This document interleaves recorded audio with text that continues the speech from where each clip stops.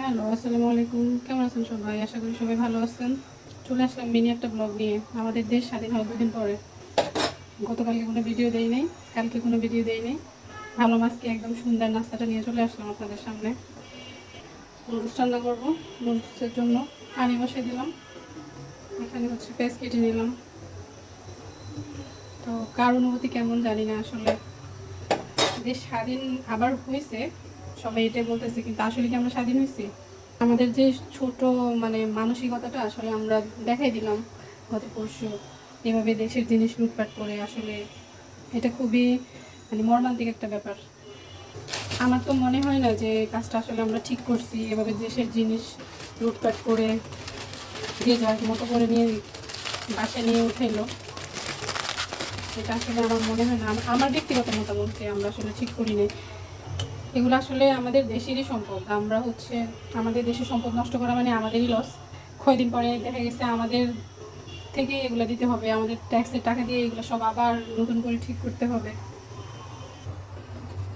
যাই হোক, অনেক কথাই বলে ফেললাম। আসলে আসলে আমার জিনিসগুলো দেখে অনেক খারাপ লাগছে, এই জন্য বলে ফেললাম যে আমাদের রাষ্ট্রীয় সম্পদ এগুলা আমরাই লুটতরাজ করতেছি, আমরাই নষ্ট করতেছি। আমরা এটা ভাবি না যে এই জিনিসগুলো আমাদের থেকে আবার ঠিক করতে হবে, আমাদেরকে আবার দেশটা করতে হবে। যাই হোক, সব কিছু মিলে আসলে একটা মর্মান্তিক ঘটনা ঘটলো, যে এভাবে দেশের জিনিসপাতি লুটতরাজ না করাটাই আসলে বেটার ছিল। এই যে এখানে হচ্ছে নুডলস সিদ্ধ করে নিতেছি ছেলের জন্য। হচ্ছে বিকেলের নাস্তা খাবে।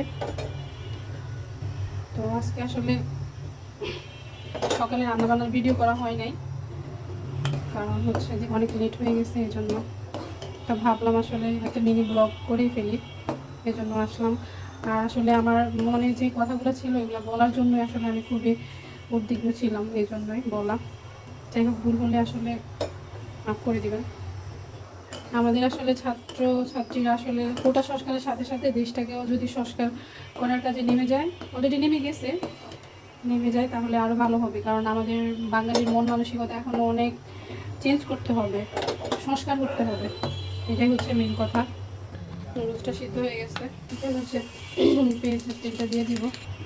আসলে বাসা থেকে আমি বেরই হই না, আজকে অনেকদিন হয়েছে। আমার বাসায় অনেক বাজার নাই, কালকে ইনশাল্লাহ বের হব। অনেক বাজার করতে হবে, যেমন এখন আমাকে হচ্ছে টমেটো সস ছাড়াই হচ্ছে এখন নুডলস রান্না করতে হবে। জাস্ট বাসায় সয়া সস আছে, আর কোনো সসই নেই। আমি নুডলস রান্না করার সময় অনেক আইটেমের সস দিয়ে থাকি, কিন্তু আমার এখন বাসায় কোনো সস নেই। নুডলসে ডিম দিয়ে দিলাম, ডিমটা নিয়েছে, নুডলসটা দিয়ে দিলাম। নুডলসটা একদম সিম্পলভাবে রান্না করতেছি। আলু, গাজর, টমেটো, তারপরে হচ্ছে ক্যাপসিকাম, কিছুই দিব না, জাস্ট এমনি। আমার ছেলে হচ্ছে সিদ্ধ করে জাস্ট মশলাটা দিলে খেয়ে নেবে, ওর খুব প্রিয় এটা। নুডলসের মশলা, একটু সয়া সস দিব। এই মুহূর্তে আর কোনো সস নাই বাসায়, হয়তো আমি দিতে পারলাম না। যাই হোক, কোনো সমস্যা নেই।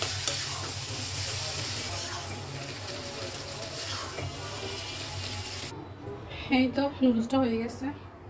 এই যে এখন যেটা খাবে, আর কালকে দুপুরে ভাত খাবে, আর কিছু খাবে না। সকালে নাস্তাও খাবে না, রাতে ভাতও খাবে।